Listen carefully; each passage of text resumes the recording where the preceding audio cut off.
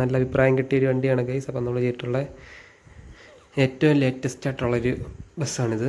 അപ്പോൾ ഇതിൽ നമ്മൾ ഇപ്പോൾ നമ്മുടെ ഇപ്പോൾ ഇറങ്ങുന്ന വണ്ടികളിലെല്ലാം നമുക്ക് കാണുന്ന പോലെ ടോപ്പ് ലൈറ്റ്, അതേപോലെ താഴേക്ക് വരുവാണെങ്കിൽ അസ്ത്ര ബോഡി, ട്രെൻഡിങ് ആയിട്ടുള്ള അസ്ത്ര ബോഡിയാണ് വരുന്നത്. നെയിമൊന്നും നമ്മൾ അടിച്ചിട്ടില്ല. പിന്നെ സാറിന് വരുന്ന DRL, അസ്ത്ര DRL, പിന്നെ ഇവിടെ ചെറിയ ഒരു ലൈറ്റ് പോലെ കൊടുത്തിട്ടുണ്ട്. ഇച്ചിരി ലുക്ക് കൂട്ടാൻ വേണ്ടി ചെയ്തതാണ്. പിന്നെ നമ്പർ പ്ലേറ്റ് നമ്മുടെ സ്വന്തം നമ്പർ പ്ലേറ്റാണ്. പിന്നെ നമ്മുടെ ലോഗോ നമ്മൾ വെച്ചിട്ടുണ്ട് ഗൈസ്. ഇത് നമ്മുടെ എല്ലാ വണ്ടിക്കകത്തും ഉള്ളതാണ് നമ്മുടെ ലോഗോ. അത് ഈ വണ്ടി വെച്ചപ്പോൾ എനിക്ക് കുറച്ചുകൂടെ എനിക്ക് ഇഷ്ടപ്പെട്ടു. അപ്പോൾ അത് ജസ്റ്റ് ഞാനൊന്ന് നല്ലപോലെ കാണിച്ചു തരാം. അത് കാണുമ്പോൾ എനിക്ക് ഭയങ്കര സന്തോഷമാണ്. അത് പിന്നെ ഈ സ്റ്റിക്കർ നമ്മുടെ മെയിനാണ് ഗൈസ്. ഇപ്പോൾ വരുന്ന എല്ലാ വണ്ടിക്കും നമ്മൾ ഈ സ്റ്റിക്കർ വെക്കുന്നതാണ്. ഗിഫ്റ്റ് ഓഫ് ഗോഡ് എന്നുള്ളത് ഒരു വിശ്വാസം, ഇത്രേ ഉള്ളൂ. പിന്നെ ലിപ്പ് നമ്മുടെ രീതിയിലുള്ള ലിപ്പാണ് നമ്മൾ ചെയ്തത്. നമ്മളെല്ലാ വണ്ടിക്കും നമ്മൾ ഈ ഒരു മോഡൽ ലിപ്പാണ് ചെയ്യുന്നത്. ഞാൻ വന്നിട്ട് ഇതേപോലെ ഇങ്ങനെ ഇരിക്കും. പിന്നെ ചെറിയൊരു വ്യത്യാസം നമ്മൾ ഇത്തവണ വരുത്തിയെന്ന് വെച്ച് കഴിഞ്ഞാൽ ഈ എഡ്ജ് നമ്മൾ ജസ്റ്റ് ഒന്ന് ഷാർപ്പാക്കി. സാറിന് എഡ്ജ് നമ്മളിങ്ങനെ ഒറ്റയടിക്ക് ഇങ്ങനെ വരുമായിരുന്നു. നമ്മളൊന്ന് ഷാർപ്പാക്കി വെച്ചിട്ടുണ്ട്. പിന്നെ അതേപോലെ ഒറ്റക്കൊമ്പാണ് കൊടുത്തേക്കുന്നത്. ഇത് രണ്ടുമുള്ള വ്യത്യാസം എന്ന് വെച്ച് കഴിഞ്ഞാൽ ബാക്കിയുള്ള സംഭവങ്ങളെല്ലാം കാണുന്നത് ഗ്രില്ലൊക്കെ കൊടുത്തിട്ടുണ്ട്. സംഭവങ്ങൾ ലൈറ്റുകളൊന്നും വർക്കിംഗ് അല്ല. ഇതൊക്കെ ജസ്റ്റ് ഷോയ്ക്ക് കൊടുത്തേക്ക് ലൈറ്റുകളാണ്. ഒരു ലൈറ്റ് വർക്കിംഗ് അല്ല. Okay guys. പിന്നെ ഇൻറ്റീരിയറിലേക്ക് വരാനാണെങ്കിൽ ഞാൻ കട്ട് ബാക്കി എടുക്കാവേ. ഇൻറ്റീരിയറിലേക്ക് വരുവാണെങ്കിൽ ഒന്നും ചെയ്തിട്ടില്ല, വെറും ബ്ലാങ്ക് വർക്കാണ്. പിന്നെ കാണിച്ചു തരാം. ഇവിടെ ഒരു ചെറിയൊരു ഗണപതിയുടെ വിഗ്രഹം, അത് ചെറിയൊരു ലുക്ക്. കാരണം ഇങ്ങനെ നോക്കുമ്പോൾ നമുക്ക് നെയിമൊന്നുമില്ല. ഇവിടെ വരുന്ന ആ ഒരു മറ്റേ ദൈവങ്ങളുടെ ഫോട്ടോ വെക്കുന്ന ആ ഒരു ഫ്രെയിമും, പിന്നെയെന്ന് വെച്ചാൽ ഇവിടെ പ്ലെയിനായിട്ട് ഇങ്ങനെ നടക്കുക. പിന്നെ ഈ വൈപ്പർ വരുന്ന ഒരു ജസ്റ്റ് ഇതേ ഉള്ളൂ ഇങ്ങോട്ടൊന്ന് കാണാൻ. പിന്നെ ഈ ഒരു ഇത്രയും ഗ്യാപ്പ് കിടക്കുന്നതുകൊണ്ടാണ് ഇവിടെ ഈ ഒരു ചെറിയ വിഗ്രഹം വെച്ച ആ ഒരു ഇച്ചിരി ഇപ്പോൾ കാണുമ്പോൾ ഒരു എടുപ്പുണ്ടല്ലോ, ആ ലുക്ക്, ഒരു ഒറിജിനാലിറ്റി, ആ ഒരു ഫീൽ കിട്ടാൻ വേണ്ടിയാണ് നമ്മൾ ആ വിഗ്രഹം കൊടുത്തത്. പിന്നെ ചെറിയ മിറർ കാര്യങ്ങൾ അങ്ങനെയുള്ള സംഭവങ്ങളെല്ലാം ഉണ്ട്. വണ്ടി ചെറുതായിട്ടൊന്ന് കയ്യിൽ നിന്ന് വീണു. അപ്പോൾ അതിൻ്റെ ഒരു സമ്മാനമാണ് ഈ കിട്ടിയിരിക്കുന്നത്. നമുക്ക് നമ്മുടെ റൈറ്റ് സൈഡ്, നമ്മളെ ലെഫ്റ്റ് സൈഡിലേക്ക് പോകാം. അപ്പോൾ ഇവിടെ വരുന്ന കാര്യങ്ങളെന്ന് വെച്ച് കഴിഞ്ഞാൽ നിങ്ങൾ ശ്രദ്ധിച്ച ഗൈസ്, ഇത് നമ്മുടെ മെയിൻ സംഭവം നമ്മളിനി ഇവിടെ കൊണ്ടുവന്നിരിക്കുന്നതാണ്. ഇത് ജസ്റ്റ് ഞാനൊരു ഫസ്റ്റ് ടൈം ഒന്ന് സെറ്റപ്പ് ചെയ്ത് നോക്കിയത് എങ്ങനെ ഉണ്ടാവും, എങ്ങനെ കാണുമ്പോൾ എങ്ങനെ സംഭവം എങ്ങനെ ഉണ്ടെന്ന് അറിയാൻ വേണ്ടി ചെയ്തു വെച്ചാൽ നമ്മൾ ഇതിൻ്റെ ഡിസൈൻ ഒന്ന് മാറ്റുന്നതായിരിക്കും. ഇവിടെ നമ്മൾ മറ്റേ ഓവൽ ഷേപ്പിലാക്കി ഒന്ന് ചെയ്യാനാണ് ഞാൻ ഉദ്ദേശിക്കുന്നത്. നമ്മൾ കുറച്ചുകൂടെ ഒരു സെറ്റപ്പ് ഉണ്ടായിരിക്കും. ഇതൊരു അൺകംപ്ലീറ്റ് ലുക്കായത്. അപ്പോൾ നമ്മളൊന്ന് അത് കുറച്ച് സെറ്റപ്പാക്കി വെക്കുന്നതായിരിക്കും. പിന്നെ ഇങ്ങോട്ട് വരികയാണെങ്കിൽ ഇവിടുത്തെ സംഭവങ്ങൾ, ഇവിടെ ഒരു സൈലൻസർ ഉണ്ടായിരുന്നു, നമ്മളതൊന്നും കൊടുത്തില്ല. ഇതൊക്കെ ജസ്റ്റ് വരച്ച് വെച്ചേക്കുന്ന സംഭവങ്ങളൊക്കെയാണ്. ഇത് ഹോൾട്ട് വെച്ചേക്കുവാണ്, സ്റ്റെപ്പ്, ആ ഒരു എയറിൻ്റെ സംഭവം, എയറിൻ്റെ എല്ലാം അങ്ങനത്തെ സംഭവങ്ങളൊക്കെ ആണ്. സ്റ്റിക്കറാണ്, ഇതൊക്കെ സ്റ്റിക്കറാണ്. ഇത് സ്റ്റിക്കറാണ്. Mirror interior കാണിച്ചേക്കാം. ഡ്രൈവറിൻ്റെ സീറ്റുണ്ട്, സ്റ്റിയറിംഗ് ഒന്നുമില്ല, ഡാഷ്ബോർഡൊക്കെ ഉണ്ട്. ടോപ്പിൽ ജസ്റ്റ് എല്ലാം ബ്ലാക്ക് അടിച്ച് ഇങ്ങനെ വെച്ചേക്കാണ്.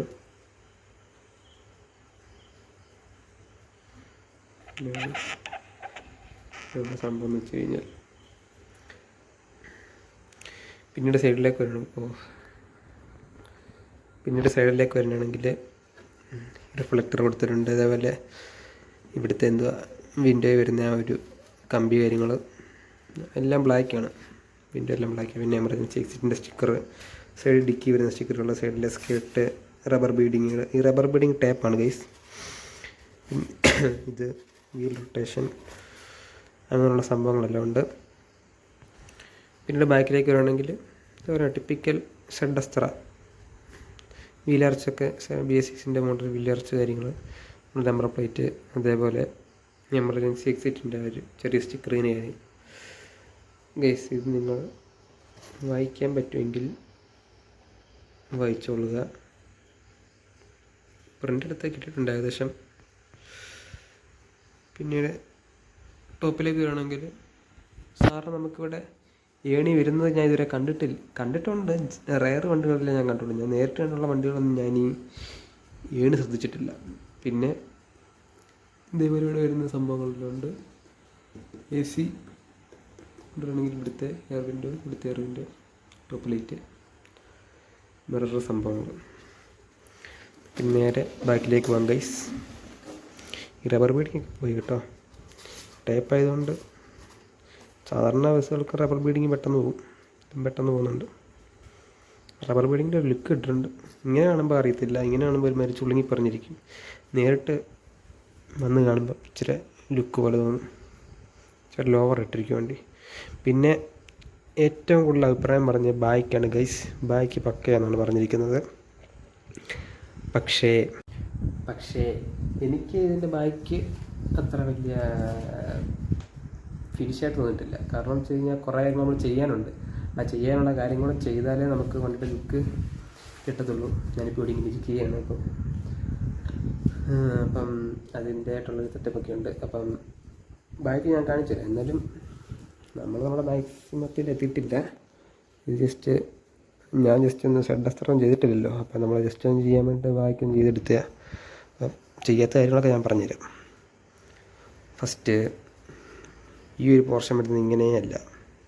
ഓക്കെ, ഇവിടെ ഫ്ലാറ്റായിട്ടൊക്കെ ചുമ്മാ ചെയ്തൊക്കെ വെച്ച് അപ്പോഴത്തെ ഒരു ഇതിലങ്ങ് പെട്ടെന്ന് കംപ്ലീറ്റ് ചെയ്തങ്ങ് വിട്ടുക.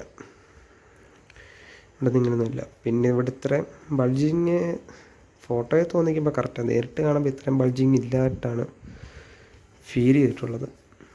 പിന്നെ മുന്നോട്ട് വരുമ്പം ഇവിടെയൊക്കെ ഏകദേശം ഞാൻ ജസ്റ്റ് ഒരു കുഴി കൊടുത്തിട്ട് ഇങ്ങനെ അങ്ങ് കൊടുത്തേക്കുന്നേ ഉള്ളൂ. അങ്ങനെയല്ല വരുന്നത്. ഈ ഒരു കർവ് ഇങ്ങോട്ട് വരണമായിരുന്നു. ഈ കുഴിയുള്ള കർവ് മുന്നോട്ട് പോകണമായിരുന്നു. പക്ഷേ സൈഡിൽ നോക്കുമ്പോൾ കാണിച്ചു തരാം. കണ്ടോ, അവിടെ ഒരു തട്ട് ഫീൽ ചെയ്യുന്നില്ല. ഒരു തട്ട് പോലെ വരേണ്ടത് ഒരു കുഴി പോലെ ഇവിടെ ഫീൽ ചെയ്യുന്നത്. അത് ബാക്കിൽ നോക്കുമ്പം നമുക്ക് സീനില്ല. സൈഡിൽ നോക്കുമ്പോഴാണ് ആ ഒരു ലുക്ക് മനസ്സിലായോ. ആ സൈഡിൽ നിന്ന് ഇങ്ങനെയൊക്കെ നോക്കുമ്പോൾ കണ്ടോ പക്കയാ.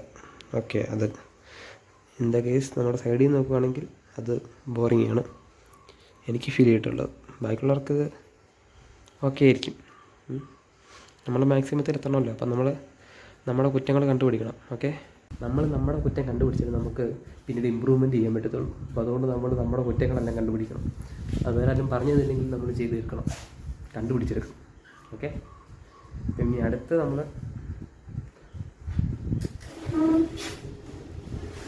ഓക്കെ. അപ്പോൾ ഈ സൈഡിനെ കുറിച്ച് പറയാനാണെങ്കിൽ ഈ സൈഡിലൊന്നുമില്ല പ്രത്യേകിച്ച്. അപ്പർ സൈഡ് പോലെ തന്നെ ഇപ്പർ സൈഡ്. പിന്നെ ആ ഒരു ഇവിടെ വരുന്ന ഒരു ഡോറിൻ്റെ വ്യത്യാസം മാത്രമേ ഉള്ളൂ. സാധാരണ നമ്മുടെ എല്ലാ വണ്ടിയിലും വരുന്ന പോലെ. മെയിൻ ഒരു കാര്യം, ബാക്കിലത്തെ ബ്രേക്ക് ലൈറ്റിൻ്റെ കാര്യം കുറേ പേര് ചോദിച്ചു. ഇതൊക്കെ ജസ്റ്റ് ഡമ്മിയാണ്. ഇതൊക്കെ ചുമ്മാ വരച്ച് വെച്ചേക്കുക. ഇത് അടിയിലൊരു കാർബോർഡ് കൊടുത്തേക്കുക.